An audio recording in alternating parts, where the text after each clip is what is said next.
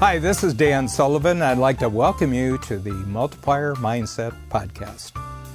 So I grew up born in the 1940s, and I grew up during the late 1940s, and I was 6 years old in 1950, and we grew up on a farm where there was enough money that we ate enough and we had clothes, but we didn't have anything else. And there wasn't really anything particularly special about the house we lived in. It wasn't particularly well decorated. And generally speaking, the relatives that we knew, that there was no real distinction to their lives. They didn't have really great art. They didn't really have great furnishings in their house. These were working class people, and they had gone through the Great Depression. They didn't really enjoy anything luxurious. So I didn't really give this much thought, but when I was about 11 years old, my mother and my sister took me along on a shopping trip to Cleveland, which was 60 miles away from our farm, and this was the big city, and Cleveland was a really big deal city in the early 1950s. I think it was certainly in the top 10 in the United States, but it was a major metropolis. I was always fascinated to go into a big city just because there were so many people there and there was so much activity, and it seemed enormously exciting to me, enormous number of different things to think about. So in Cleveland, even today, there's this huge building, very tall building, which for many decades was the tallest building west of New York in the United States. That's called the Terminal Tower. And this was above the train station, the main train station. And of course, in the 1950s, it was still the train age. When people went from California to New York, some of them flew, but not many. Most people would take the train. So it was a very, very busy train station.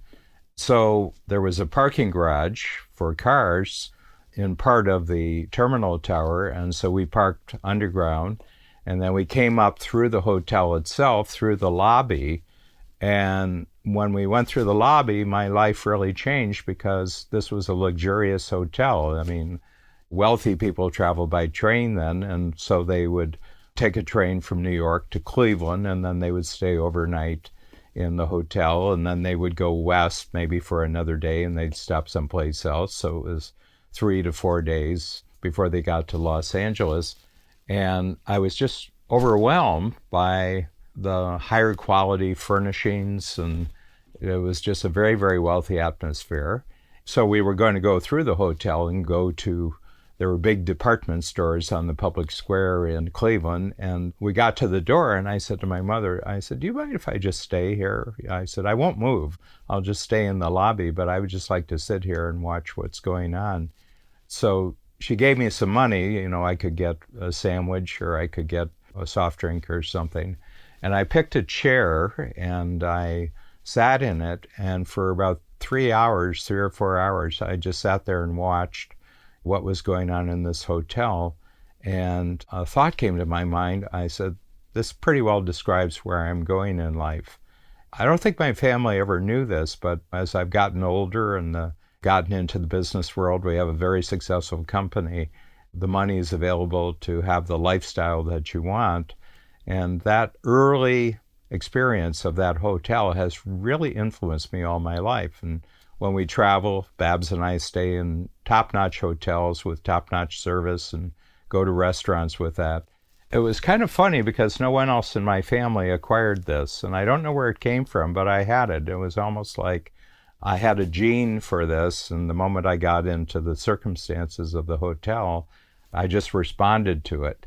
And ever since then, this was when I was about 11 years old, I had this criteria in my mind, this is a first-class experience.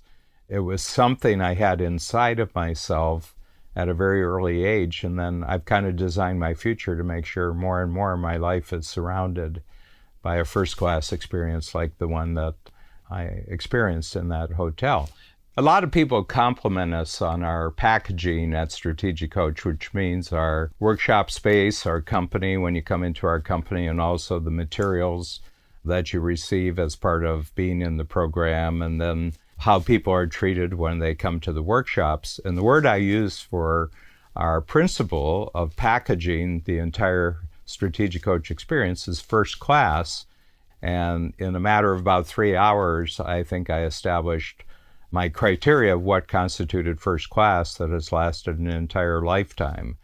The price that people pay to be in Strategic Coach, people aren't comparing us with another program. They're not comparing us with another educational program. They're comparing us with experiences they have, hotels they stay in, resorts that they go to, restaurants they go to, stores they go, where they write checks of $10,000 and $25,000. So if you want to attract a certain kind of clientele, you have to look like the experiences that in other parts of their life, they're paying the amount of money that you're asking them to pay. So I always tell our team, whenever we're doing anything, whenever we're presenting anything, whenever we're packaging anything, just remember everything has to be first class, everything has to feel first class. And when people are in a Strategic Coach workshop, from morning till night, they come off and they say, this is one of the real first class experiences in my life. Oftentimes, individuals are born with very different unique abilities. They're born with very different instincts. You may be in the same family, but where you're heading is very, very different.